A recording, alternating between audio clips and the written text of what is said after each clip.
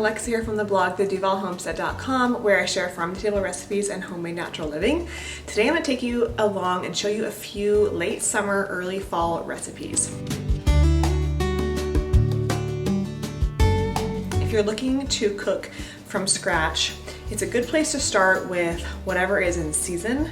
For now, it is a lot of summer vegetables, at least where we live. Tomatoes, zucchinis, kohlrabi, which you'll see me cook with today. And although fall is just around the corner, this is kind of the peak season for summer food. So I'm gonna show you a few recipes that you can make from scratch that are healthy, delicious, and hopefully use up some of your produce, whether you're growing it on your own or you're picking it up from a farmer's market. We like to do CSA, which stands for Community Supported Agriculture, I believe. And that is basically where you pay the farmers up front in the springtime, and then you get vegetables for several months throughout the summer. But you don't really know what you're gonna get because you're gonna get whatever's in season. So it's really fun to do that. Personally, it is still very sunny and hot here, and we're really enjoying that late summer feel. But I am thinking a little bit about fall and the recipes I'm gonna be making up ahead. We are expecting a baby in a few weeks, and so one of the meals you're gonna see me make today is gonna be frozen for postpartum. I love to cook with the seasons. It challenges me to cook new things that I haven't cooked before. It also really satisfies our taste buds each season. Where we live in the Pacific Northwest, we get 4 seasons. So we get a winter, a spring, a summer, and a fall. And we eat totally differently for each one of those seasons. You can let me know in the comments below where you live and how many seasons you get, and if you feel the same way, because personally I love doing the roasts in the wintertime, the heavier potato, carrot, brothy kind of meals, and in the summer we love to do salmon, we like to do lighter meals, tomatoes, fish, salads, that kind of thing. So it is so nice to go out and get what is local to you, figure out new ways to prepare it, and enjoy the season. And then look forward to the next season, because if you enjoy each season on its own, then it doesn't seem like such a drag cooking all year long, because you can cook new things every few months and then get better at them as that season progresses. So this was kind of a special day. We actually had a maternity photo shoot. We were taking some pictures at a local farm actually for our maternity pictures, just to get some belly shots and some new pictures of our 2-year-old. And it was so fun, but it was an evening photo shoot, which is super challenging because it interrupts dinner time. So what I had to do on this day was prepare a meal in advance that would be literally ready to be plated when we got back, because I knew that we would all be very hungry after the photo shoot. This is a pork roast. If you've seen my channel for a while, you may have seen this recipe before, but we just love making it. It never gets old, so I'm going to show you again. Here I am chopping up apple, onion, garlic, and adding it to a Dutch oven. I'm searing the pork for about a minute each side.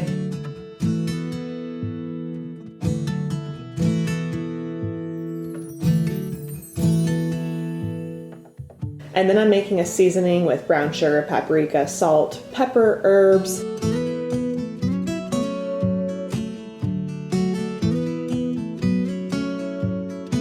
I also cut up potatoes, but you're not seeing that in the video. But I'm gonna add bone broth and red wine to the bottom of the pot, as well as my pork. Rub the seasoning all over the pork and add the herbs. I'm gonna put that in the oven and then let that sit all day. We, like I said, got home late, and so we devoured this so quickly that I did not get any video of the final product. But this is what it looks like, as you can see on the blog post where the printable recipe card is, one of our absolute favorites. Perfect for early fall as well. The next day, I got my sourdough starter out, and what I like to do is feed it in the morning, and then it'll be bubbly and active by the afternoon. And I like to make several things while it is ready to go. So I usually will make a bread and then something else. Maybe I'll make bagels or English muffins. Today I'm gonna make a sourdough peach cobbler. Like I said earlier, we do the CSA pickup, and we also get fruit. And we have so many peaches, and peaches don't last very long, even in the fridge. So I want to cut them up and use them. So I actually had pre-cut these peaches and put them in the freezer. So I'm gonna pull them out and make a delicious peach cobbler. The recipe for this is on my blog. I do use einkorn flour, which gives it a really great taste and even more health benefits. We have been making a new bread dough recently that I really enjoy. We've done it so many times now, and it is basically 3 parts regular flour and 1 part einkorn flour. So it's a part einkorn flour sourdough loaf of bread.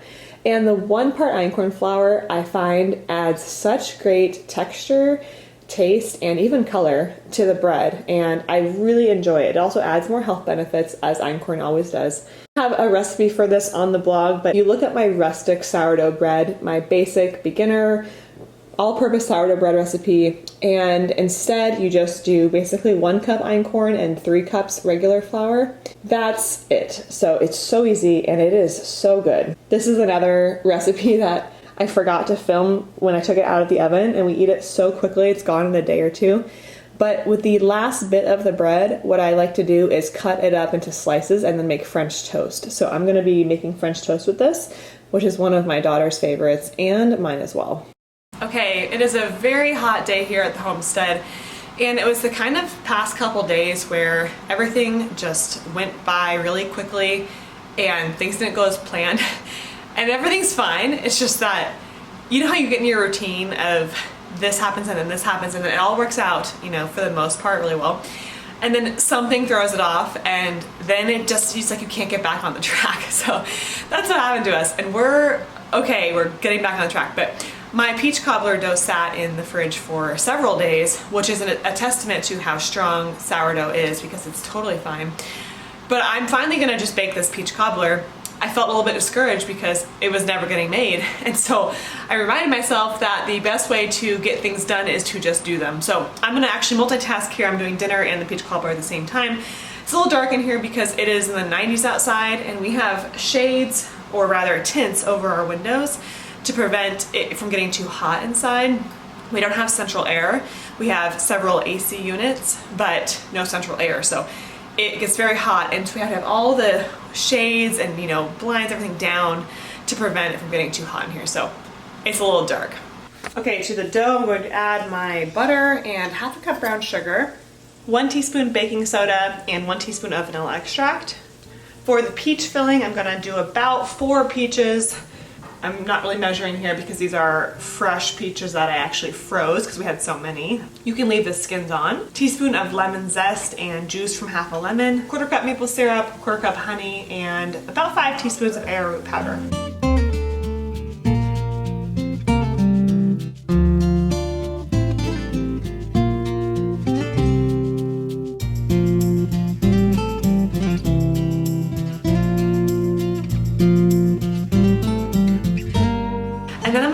Cut the dough into 3/4 and 1/4. So about 3/4 of the dough is going to go in the baking dish, which I'm going to line with parchment paper. I'll pour the peach mixture over the top. My peaches were frozen, so I had to break this up a little bit, but they are going to go right on top of the dough, and then I'm going to use the remaining 1/4 of the dough to just create a little bit of a crumble or a biscuit type top.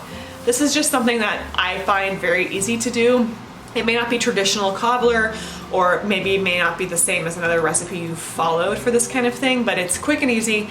And actually on my recipe on the blog, I do add a little more to this dough before doing the crumble, but today, like I said, it's just been really crazy. I don't have the time, and it's totally fine. So I'm just gonna use the dough as is.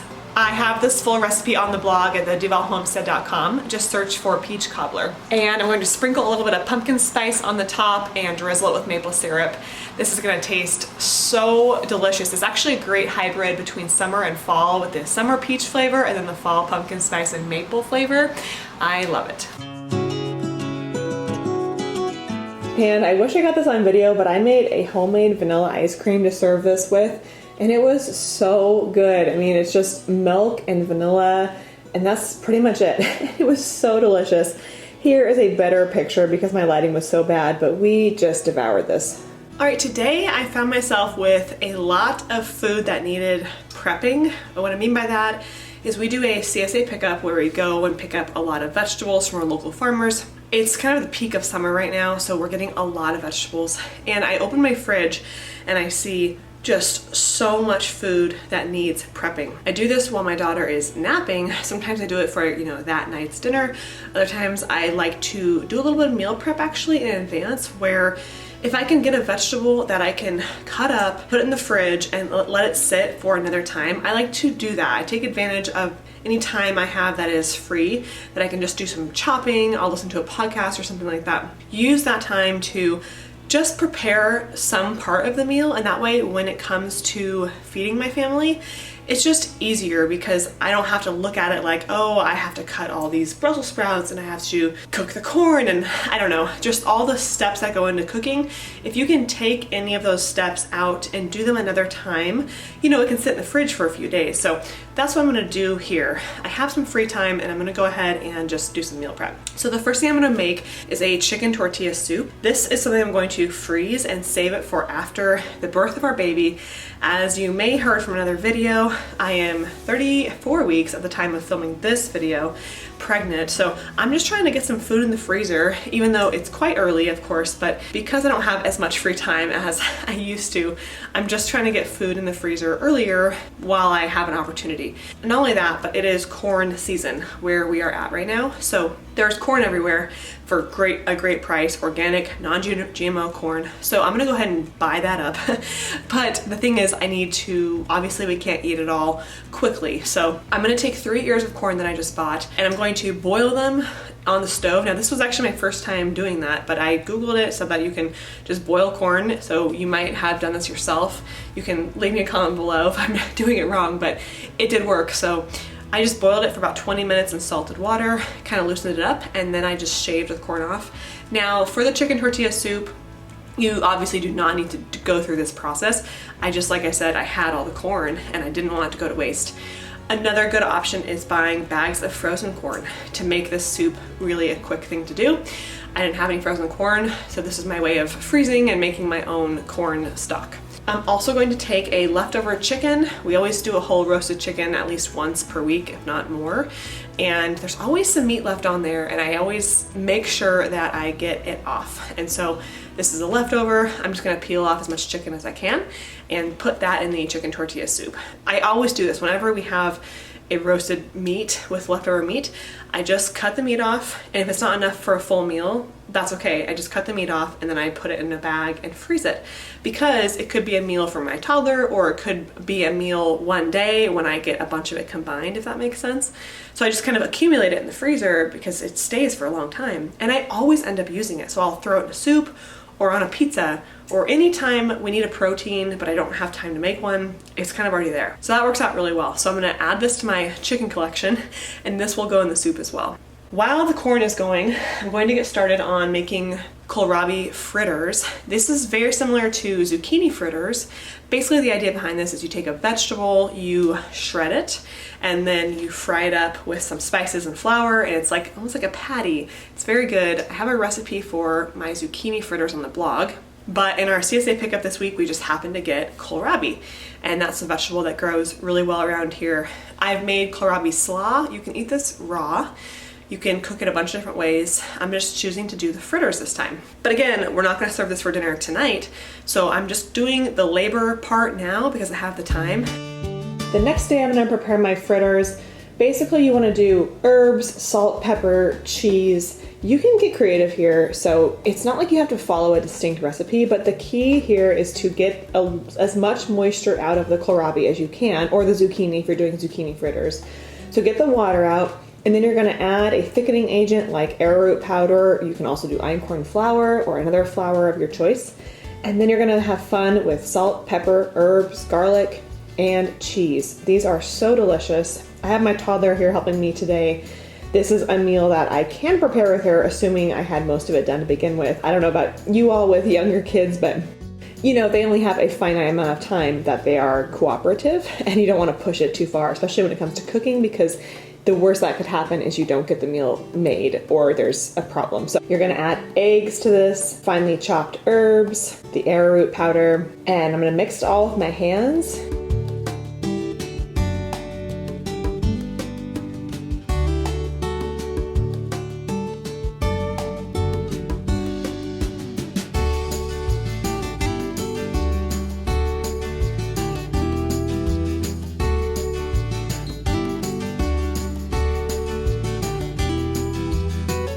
She really wanted to see the camera, so I just let her for a second here. There you go. And then I'm gonna heat up my cast iron on medium high, add some coconut oil. I love actually the flavor the coconut gives these fritters is very, very good. And then I'm gonna put these patties in the cast iron.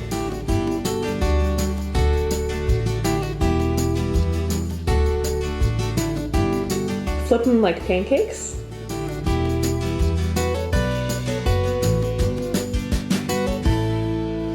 And serve them up. I like to serve them up with ketchup. On this day, we made a whole lunch out of it. So this is actually a lamb kebab that I bought pre-made at the store that my husband barbecued. And then I made rice in our Instant Pot with bone broth, and then the fritters on the side. It was so delicious. Okay, today I'm making chicken tortilla soup. I'm actually gonna make bone broth as well today. So this soup is going to be put in the freezer for postpartum because we are gonna have a baby soon, and I'm trying to stock up on really nourishing meals for after the baby comes. And this is loaded with garlic, bone broth, like I said, vegetables, protein. It's just so many good ingredients in this soup, and it's delicious. It is just something that everyone devours every time. So I'm gonna go ahead and show you how it's done. The recipe for this is on the blog at theduvallhomestead.com, or you can just Google Duvall Homestead chicken tortilla soup and you'll find it that way too. Going to start by chopping up onion and garlic. Somehow I ran out of onion and I only have this very small half an onion, but you want to use a full onion in the recipe. Usually I have so many onions, I don't even know what to do with them, so I don't know how I ended up with only one, but... And I'm gonna do a whole head of garlic. Whenever a recipe calls for like 3 or 4 or 5 cloves of garlic, I always do an entire head. And next I'm gonna cut up some bell peppers. Pick them up from our local farmers. One red and one purple, which I never see purple bell peppers at the grocery store, so it's pretty cool.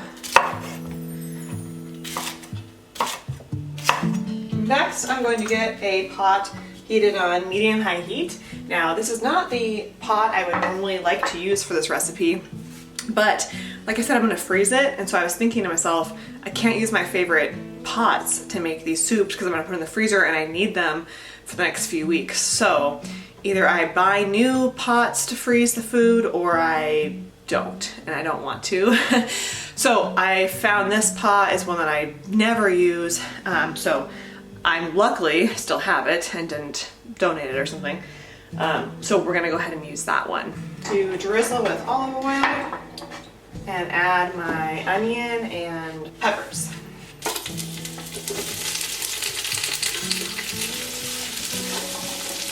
You throw an apron on. I usually like to do that when I'm cooking.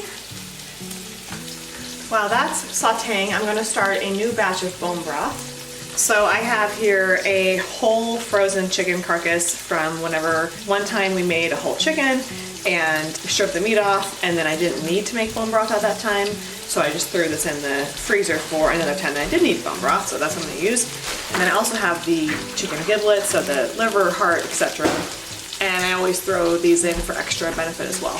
We recently got a new cat. Sadly, we lost one of our house cats, and so we got a kitten. And you might see her in this video a little bit because she's always around. But she eats these chicken giblets like a tiger. And we've had a few cats that I've never seen a cat eat this, as they should, because that's what their diet is supposed to be. But it's really cute. I just cut up the liver for her raw, and she devours it.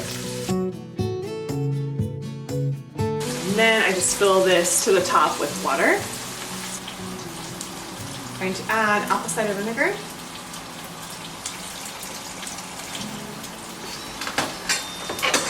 And just turn that on soup mode. I'll do that for about a day and a half, and then I will transfer to the freezer. Okay, now for my soup, I'm gonna add the garlic and my chicken. This is a whole bunch of leftover chicken that I've just been throwing in the freezer. Perfect time to use it. And the corn, you saw me husk and cook this the other day. And peas, this is the one thing that is not super fresh, but a bag of frozen peas. And I'm going to add bone broth. So this is already made, thawed out bone broth.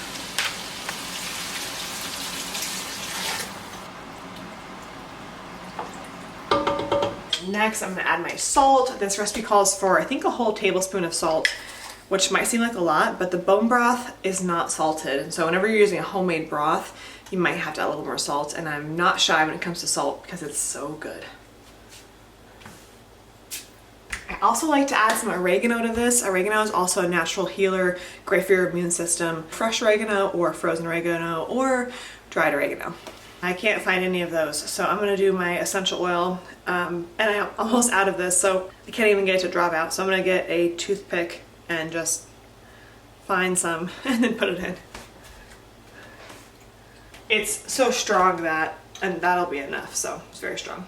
And I'm just gonna let that simmer. Now for me, my chicken was already cooked, so in theory the soup is ready to go, other than you just want the herbs and spices to kind of cook with everything. But for me, I can go ahead and put this in the freezer anytime at this point and then pull it out when I have my baby and I'm hungry. So the best way to serve this soup is with cracked tortilla chips on top, sour cream, avocado, and shredded cheese. It tastes like a taco in a soup, perfect for summer, late summer to fall, maybe on a cool summer day kind of thing. It will be perfect for us come September. Okay, to finish your bone broth, you're going to just take your broth out of your Instant Pot. I'm gonna run it through a fine mesh strainer. You can give the leftover chicken to your animals if you have them, like chickens, or your cats. I know my cat is now a fan of a lot of food I didn't feed cats before, but chicken is another one that she likes. So, and then you're gonna wanna pour the bone broth into a freezer safe jar. Now, I use these, you can get them on Amazon, I'll link them below. They are a BPA-free plastic. You don't wanna use glass because that will break in the freezer, especially if you go from hot broth into a glass jar into the cold freezer. It will not work out. So these are really nice. I've used them for years and I own a bunch of them. Now another little tip, you want to make sure that the broth is not super hot when you're pouring it in. Like, don't let it be boiling or anything like that because it will ruin the cups. As you can see, this happened here. It will kind of melt them. So let it sit out for a while to come down before you pour it.